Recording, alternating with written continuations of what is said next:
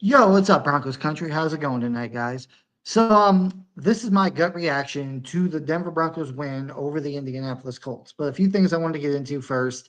First thing is, um, today I'm going to be here by myself. Muhammad is on vacation, and that's fine. This show's probably not going to run that long, maybe about 30 minutes, because I got a few things I got to do tonight. Like I said, Muhammad's not on here tonight, so we're just going to go through some stuff. The good, the bad, the win, everything. So let's get into it. So first of all, before I get into the win and all the good stuff, I just wanted to, bring up the bad things that I saw during the game. And a lot of people are arguing about this. And honestly, a lot of people are telling me to be quiet because of what I said earlier in the game, which I'm not going to be quiet because what I said is valid. And it's like football 101. So here we go. So early in the game, every week, it's the same thing with this team. Like, I'm happy we got the win, but every week it's the same thing. This team comes out flat for like the first half, like on defense and on offense. It's like the offense can't move the ball, the defense can't really stop anybody. That first drive, Indianapolis just marched right down the field. They what was it, like 5 plays, 70 yards, touchdown, and it was just frustrating because of the fact that, there was two big, I think it was like 3rd and 12 on the first one. They hit a receiver wide open over the middle. And then, the next one, it was like 3rd and 10, and the Colts run for 10 yards right up the middle. Denver had no idea it was coming. And then the touchdown on that drive was really infuriating because it's like the one thing you should have been harping on for the last 2 weeks since we, threw our bye and this week coming up against the Colts game was contain Anthony Richardson, because they're going to put some quarterback, runs in there that, or he's going to squeeze out every now and then. He's going to run for a first down or run for yards, but they weren't playing contain on Richardson at all. And I'm going to keep harping on this until the end of time. They need to keep playing more man coverage. Like that first half, they were playing a lot of zone. They weren't pressuring Richardson, and that was one of the big things. Richardson, he's not very good. Like we know he's not good to intermediate to short passes, timing passes over the middle. You pressure him, it makes it even worse. And we didn't see any pressure on Anthony Richardson in that first half. No blitzes, mostly zone coverage, and we were just getting beat. And it was infuriating. That was on the defensive side. On the offensive side of the ball, made me even pull my hair out more. Like I understand this is more of a throw the ball down the field type of offense. Like Sean Payton loves letting Bo Nix throw the ball down the field. But that first half, Bo Nix was struggling. This offense was struggling mightily in the first half. Bo Nix, I believe, in the first half threw 2 interceptions, and the offense just could not move the ball.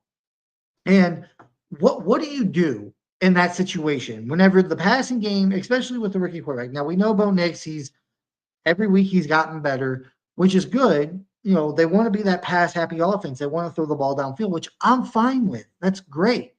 But whenever your rookie quarterback is struggling, Sean, run the damn ball. Like Bo Nix was struggling so bad in that first half. And like, honestly, the whole momentum of this game shifted with that Jonathan Taylor, drop ball. Like that easily could have been like that was a 10-point swing. Like the Colts could have been up 20-10 if Jonathan Taylor doesn't drop that ball. And honestly, we probably lose that game. That shifted the momentum of the game. But the fact is that Bo Nix in the first half was struggling so bad, and Sean Payton just kept throwing the ball, throwing the ball. It's not that if you run the ball, you don't trust your young quarterback. I mean, I'm not saying Sean doesn't trust Bo. Yeah, I'm sure he trusts Bo. He should trust Bo. But whenever he's struggling, it's not even rookie quarterback stuff. If your quarterback's struggling, whether it's Patrick Mahomes, Tom Brady, Peyton Manning, Bo Nix, any quarterback is struggling to pass the ball down the field because the defense is playing really good in the passing game. And the fact that the Colts, they're one of the worst at stopping the run in the NFL. I think actually they are the worst. Run the damn ball. And I was arguing with somebody earlier about this, about saying, well, they'll run the ball. It's not working. Okay. In the game, I got the stats right here. I pulled them up on my phone. All right. Let me click on the thing here, and I will tell you their run stats for the game. And you tell me if I'm crazy. Okay. Give me 1 second. Okay. So Audric Estimé had 5 attempts for 13 yards. Bo Nix had 8 attempts for 23 yards. Yet again, our leading rusher was Bo Nix. And those numbers were they were lower in the first half. Um, Jaleel McLaughlin had 7 attempts for 21 yards. I understand he got hurt. He went out of the game. And Javonte, this just drives me batshit crazy. Why are they still playing Javonte Williams? Why? Same with little Jordan Humphrey. I'm sick of seeing these two guys out there. We know they're not going to be back this year. You got Audric Estime, who's probably chomping at the bit. Now, yes, I understand. Audric Estime had 5 attempts. Javonte had 6. So Javonte had one more attempt, but he only had 2 more yards than Audric Estime. But Peyton wasn't sticking to the run game is basically my thing. Like, let's see. I think total rushing yards, they maybe had like 20 total, maybe 25. But if you take 5 of those away from Bo Nix having to rush, and that wasn't like design runs for Bo Nix, that was him, having to escape the pocket, eluding pressure to get down the field to get the first down or run for yardage. So technically, the Broncos didn't even have over 20 attempts of rushing on the ground today. That's insane, especially considering the fact Bo Nix was playing terribly. Like, yes, he's a rookie. Bo Nix had a bad game. I'm not sitting here defending Bo Nix. He had a bad game. Yeah, he had 3 touchdowns. He also had 3 interceptions. He had the 3 interceptions he threw were awful. They were terrible picks. Like, not in the sense that we lost the game because of them. I mean, it could have happened that way, but just him not seeing the defender sitting right there.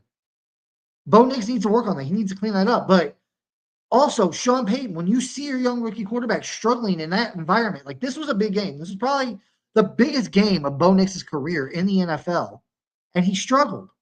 And that's fine. He'll learn. He'll grow from it. I'm not worried about that because we've seen Bo Nix throughout the year.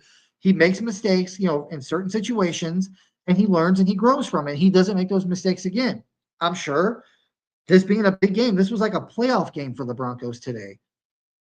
Bo Nix will learn and he will grow and he will, get better at it. But the thing is, Bo Nix was struggling. Run the damn ball. Run the damn ball. Have some more motion. One of the actual guys on the not the podcast, but the broadcast today was like, there's not really a whole lot of motion in this Broncos offense. Well, Sean Payton needs to add it. You look at the teams that score a bunch of points that are able to move the ball, get a bunch of first downs on third down or second down, move the ball efficiently. They have a lot of motion in their offense. Like, we hardly have any.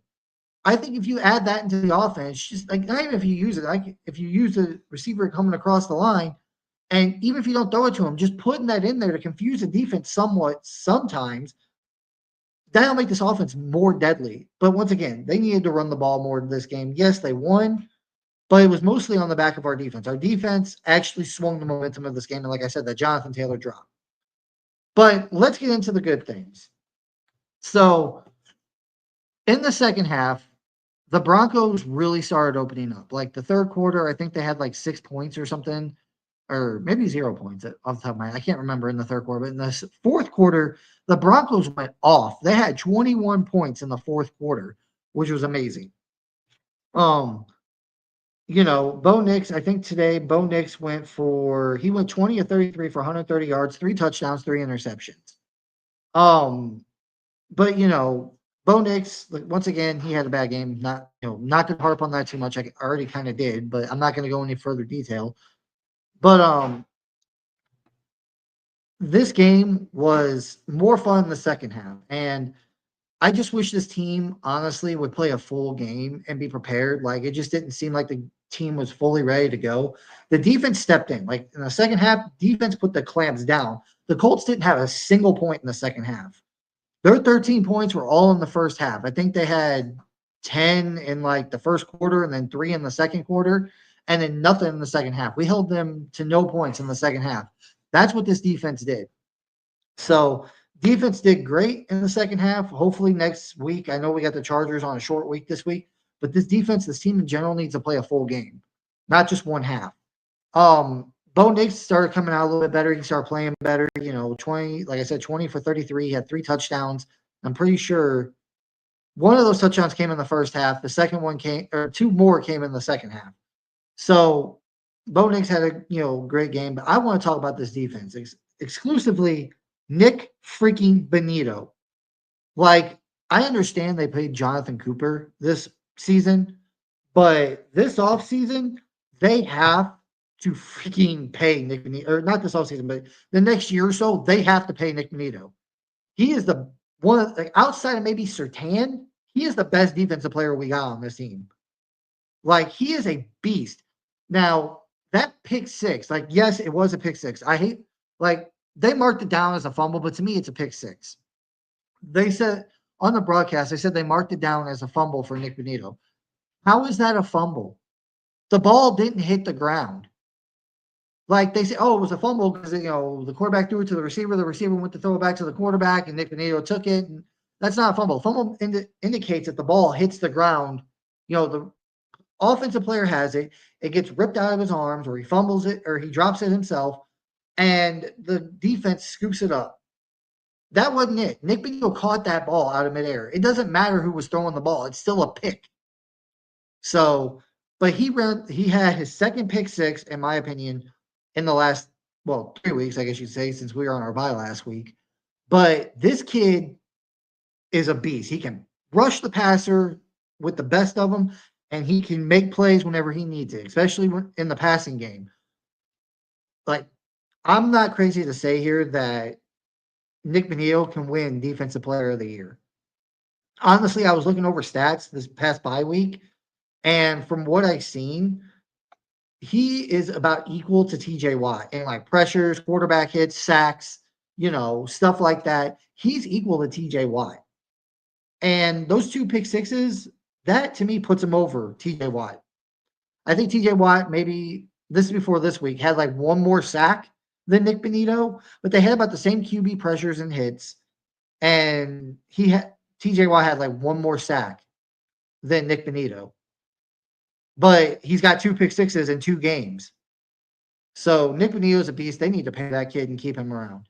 Now, the Broncos get the win 31-13. Like I said, this team defense had the pick six with Nick Bonito, but we held them to no points in the second half. The Broncos got I think they got 2 touchdowns and a field goal, I believe, in the second half.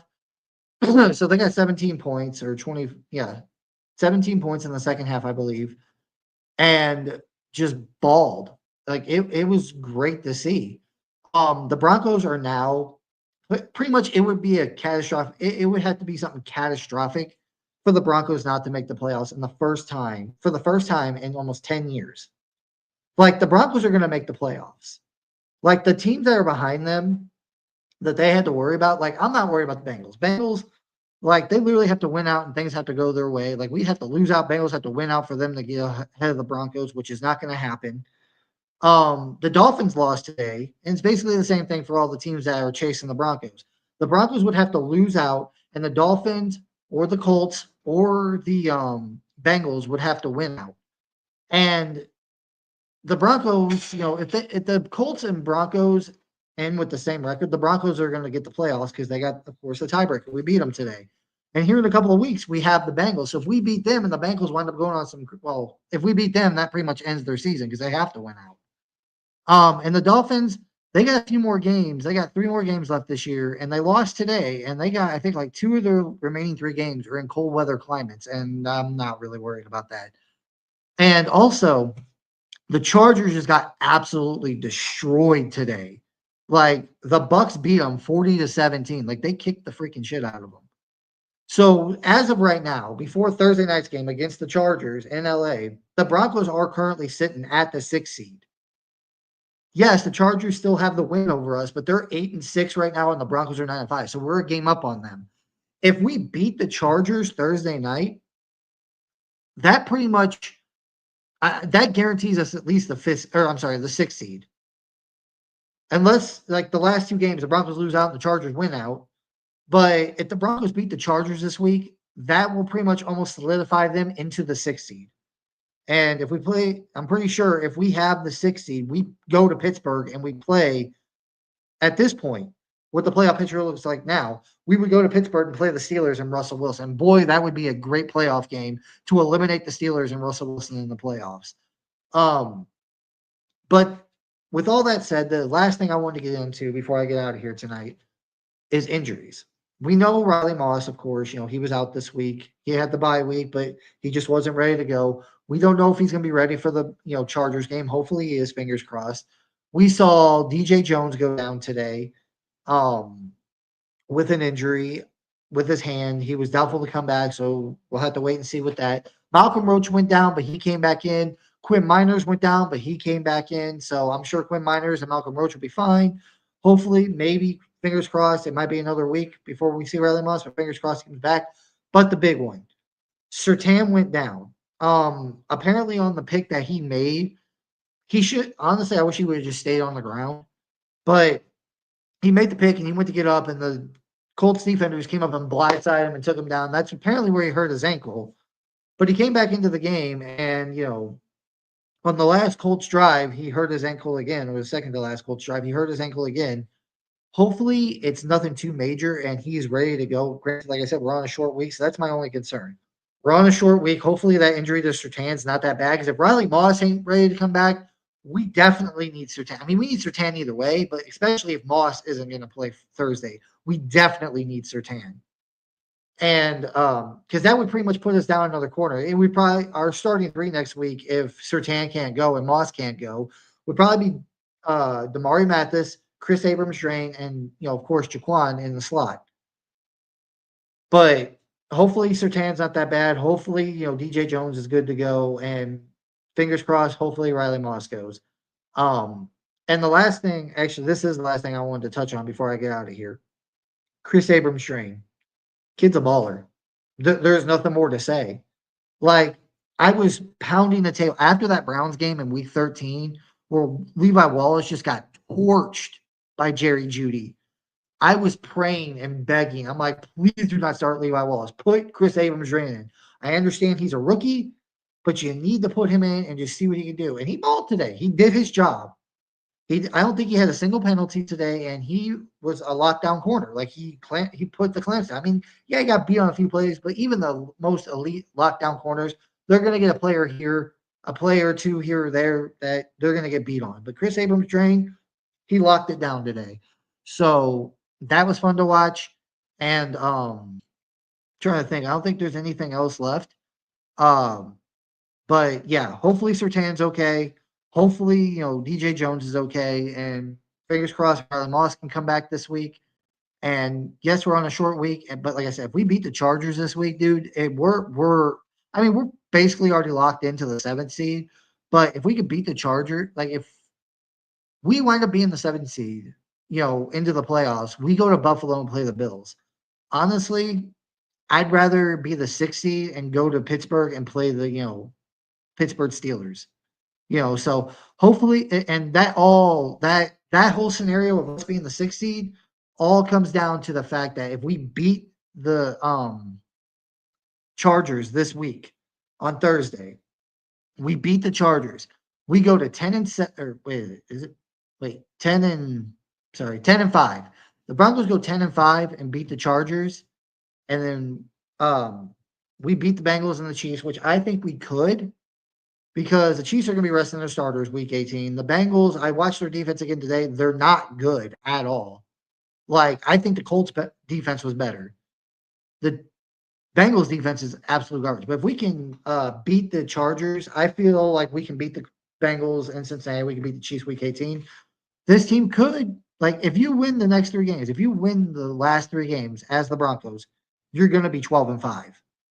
Imagine that. Imagine the Broncos go on a run, win these next 3 games, and they go 12-5. I mean, if they win out and go 12-5, it's even a possibility that they're the 5th seed, and they wind up going to Houston to play the Texans. So a lot of good stuff to hope for, but hopefully, knock on wood, Riley Moss and Surtain and DJ Jones are ready to go Thursday night. I know it's a short week, but hopefully that's injury to Surtain wasn't that bad. Maybe these extra couple of days for Riley Moss, he'll be ready to go Thursday night. And DJ Jones, I think it was something with his hand. Hopefully he's not too hurt. So let me know what you guys think in the comments below. Like, comment, subscribe on this video. Muhammad will be back next week, I believe. Maybe not for the Thursday game, because like I said, he's out of town. I don't know how long he's going to be on vacation. But week 17, I believe it is, or week 16, I'm sorry, against the Bengals. Muhammad should be back for that. But until then, like I said, like, comment, subscribe on this video. Also hit that bell notification so you guys know when we go live, and I will talk to you guys later. Peace.